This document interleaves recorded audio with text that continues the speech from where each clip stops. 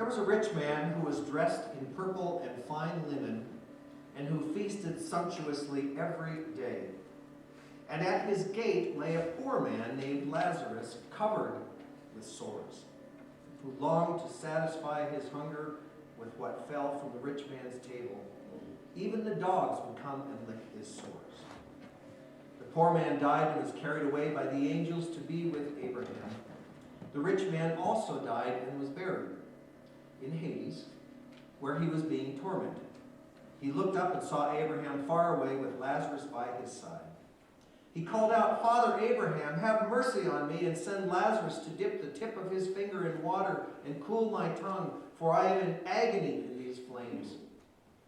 But Abraham said, "Child, remember that during your lifetime you received your good things, and Lazarus in like manner evil things.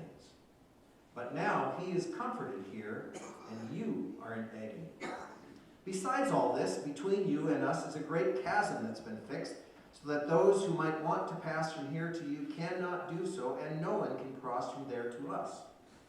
He said, "Then, Father, I beg you to send him to my father's house, for I have 5 brothers, that he may warn them, so that they will not also come into this place of torment." Abraham replied, "They have Moses and the prophets. They should listen to them." He said, "No, Father Abraham, but if someone goes to them from the dead, they will repent." He said to him, "If they do not listen to Moses and the prophets, neither will they be convinced, even if someone rises from the dead." This is the gospel of the Lord. Praise to you, O Christ.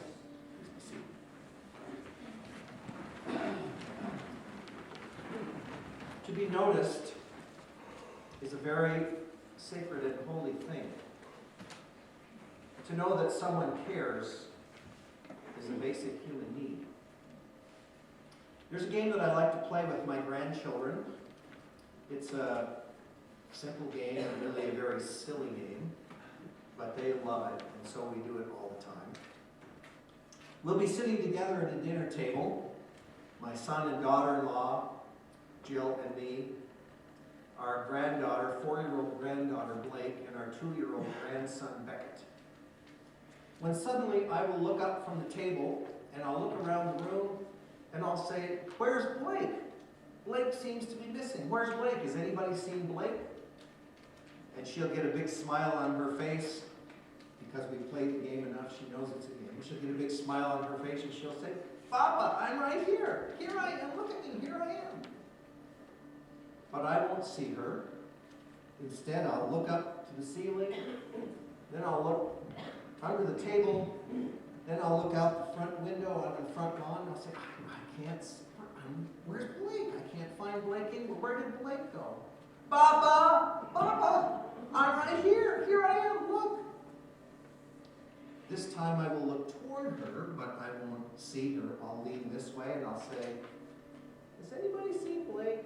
Anybody know where Blake is?" And she'll lean that way too. "Papa! I'm here." I just don't see Blake. Where is she? "Papa, look, it's me. It's Blake."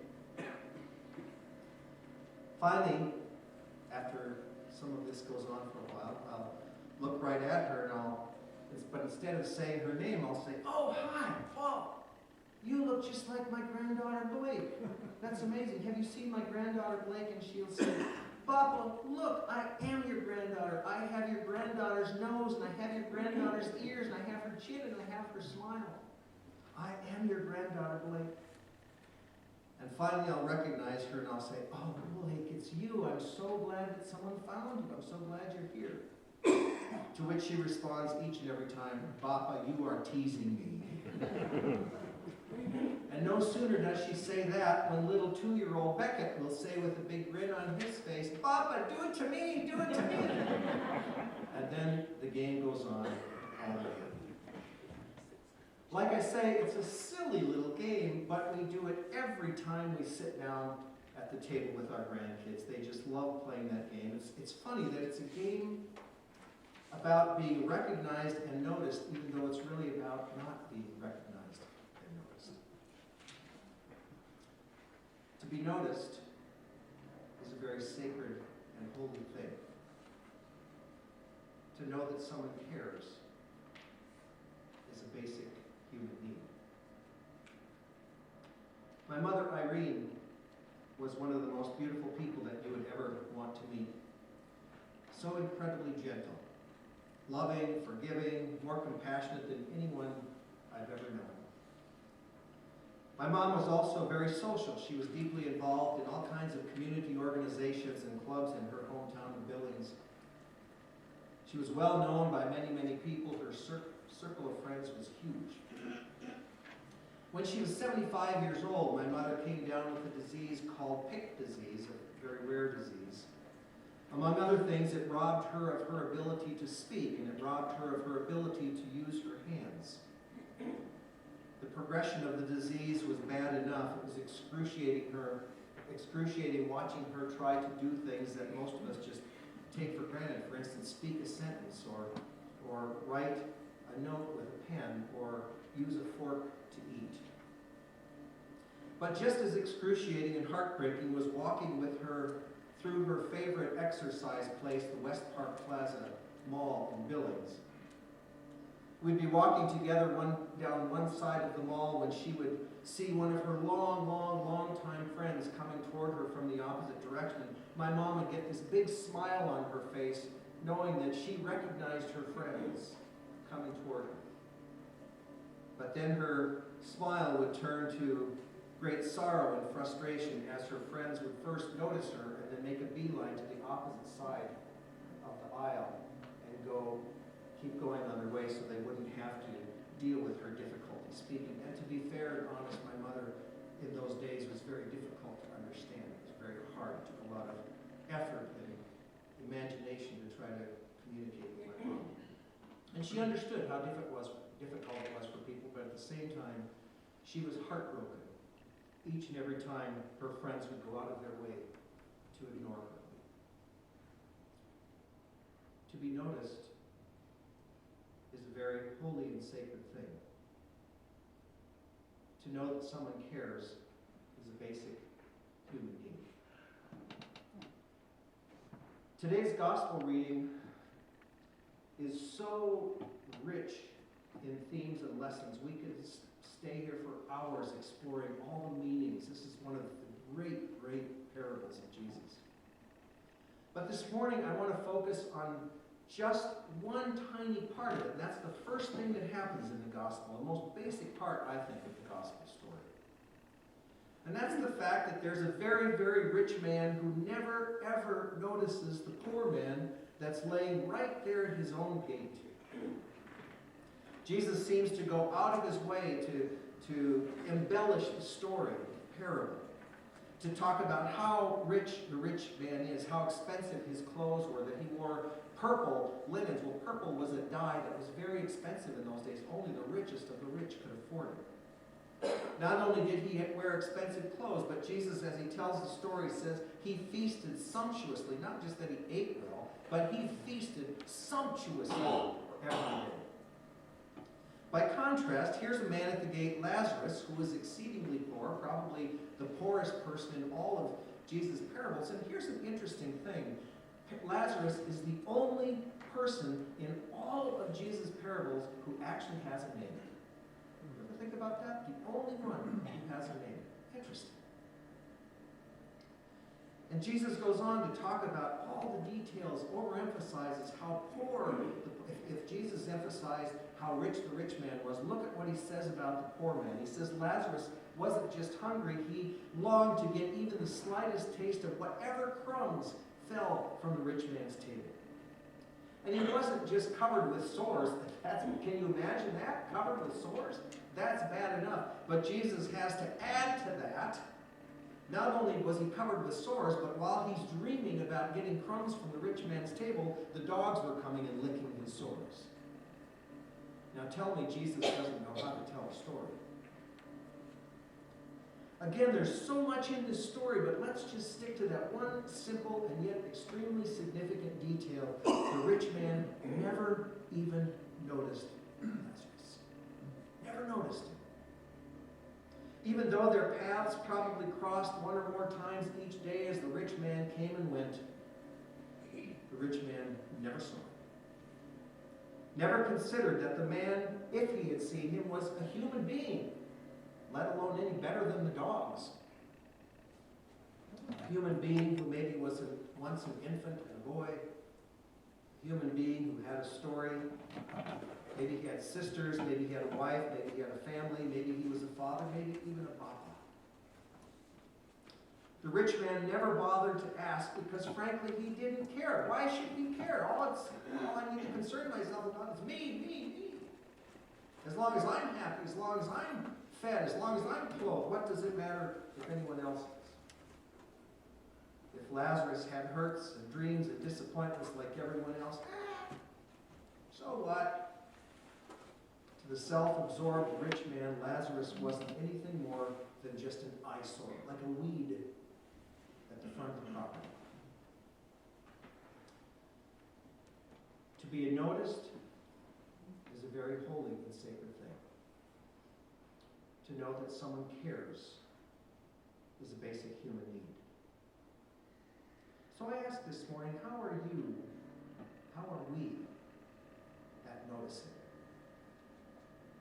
One of the most profound lessons I ever learned in preparing for ministry wasn't something I learned in a seminary classroom, and other pastors, like Pastor Les, would probably tell you the same thing. Some of the best lessons we learn are not the ones we learn in the classroom. This particular lesson was something I learned from an 83-year-old woman in a nursing home that I went to visit one day in my role as a student chaplain. They send us out to have these experiences, hoping we'll learn something. And boy, did I learn something that day. Now, I'd never met this woman before. She'd never met me before, obviously, but right away when I saw her, she knew exactly what I was thinking. She pointed, I remember, a very crooked finger at me, and she kept going like this. And she said, "Young man, what do you see when you look at me?" And I thought, whoa, what did she say?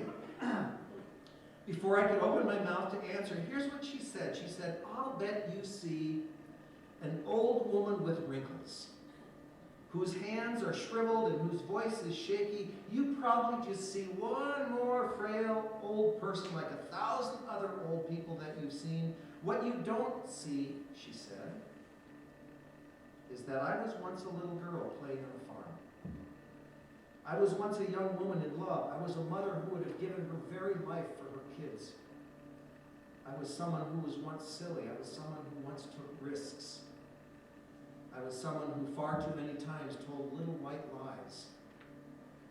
I wasn't always old and frail," she said, "but that's all you see, isn't it?"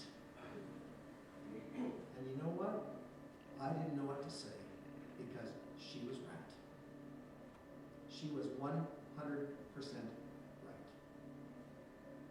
In that brief encounter with her in the nursing home, she profoundly changed me. That day when I went away from there, I promised that I would try my best to never again see someone as old and wrinkled. And the older I get, the more I appreciate it. But rather, I would try to see that person as a remarkable someone with a beautiful story, an interesting story that's probably filled with many, many ups and downs, both amazing and incredible and unimaginable. I would try to see that person as a person who was once young and vibrant, who probably complained, just as we all have complained at some point in our life about when we were young, about those old people who don't understand.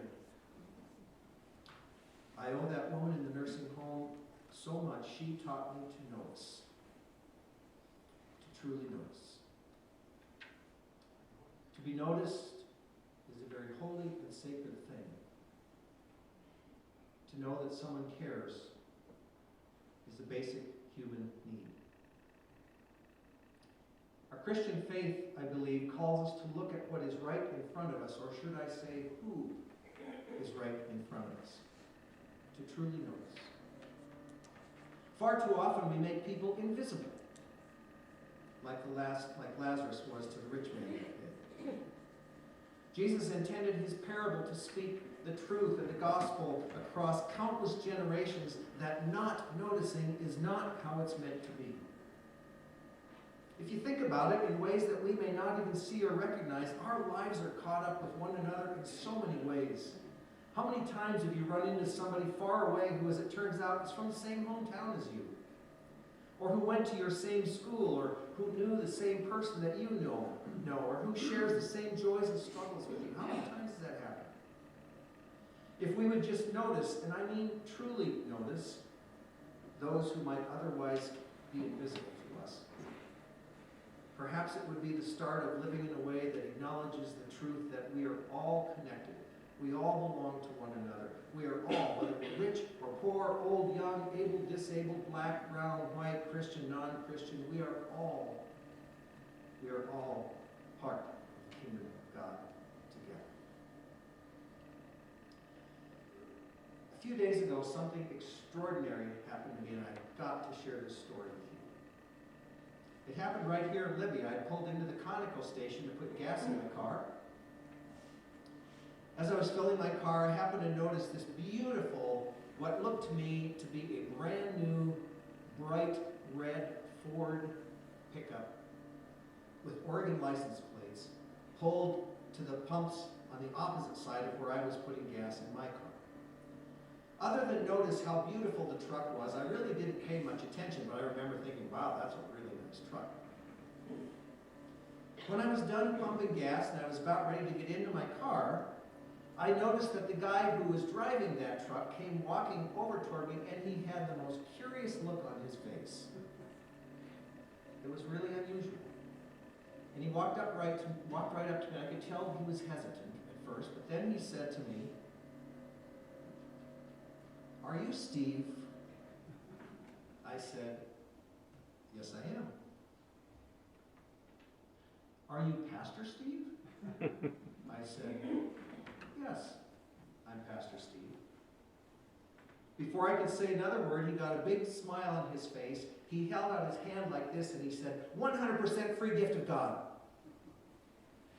And I will tell you that I was absolutely stunned. In fact, blown away would be a better way of describing it. You see, in the late 1980s, when I was teaching confirmation classes, I was really frustrated because I would try to emphasize God's grace, the meaning of the word grace, and my 9th grade and 8th grade and 7th grade students could not get the meaning of the word grace. At the end of confirmation studies, each 9th grader had to go through an interview, and I would ask those 9th graders as one of their questions, "Can you tell me the meaning of the word grace?" And I was shocked at how many kids could not tell me what grace meant. So I decided I had to do something different. Something creative. So I decided that from then on, I would start loading my pockets with quarters. And I told my students that each and every time I say the word grace outside of a worship service, the first one to come up to me and say, 100% free gift of God, the meaning of the word grace, would get 50 cents. And I have to tell you, I was amazed at how quick those kids learned the meaning of grace. They really got into it. In fact, they came up with countless schemes to try to get me to say the word grace, the best of which was one girl, 7th grader, who brought a friend to confirmation class one Sunday and said, "Pastor Steve, I want to introduce you to my friend. She's visiting today. Her name is Grace." And without ever thinking, I said, "Oh, hi, Grace. Nice to have you here." And both of the girls said, 100% free gift of God. I lost a buck then. From then on, I made sure to say the word grace a lot. And some kid would always come up to me and pounce on it. 100% free gift of God. Now, 30 years later, here was one of those kids. As soon as he said his name, I remembered his story. He came from a horrible, horrible family situation. I won't go into all the details, but let's just say that it was a miracle that he survived it. Now 45 years old, here he was holding his hand out at a gas pump in Libby, Montana, saying, 100% free gift of God. Before we went our separate ways, he told me this. He said, "You know, honestly, Pastor Steve, I don't remember very much about the church. I don't remember much about what I learned, but I remember two things. I remember the meaning of the word grace, and I remember that it's for me. And I remember also that the people in that church were so loving to me. They time to notice me, to help me, to encourage me. It was one of the few places in my life, Pastor Steve, where people said anything good to me. Everywhere else, I was a loser, including at home. I'll always be grateful to the church, he said, because if not for the church, I probably wouldn't be here today. You never know the impact your words and actions may have in someone's life, even years and decades later. To simply offer a kind of encouraging word to someone, to ask someone's name or take time to listen to their story, to value them, to be hopeful with them, to see the very best in them when others don't, to make them feel special in whatever moment they have with you. To be noticed is a very holy and sacred thing. To know that someone cares is a basic human need.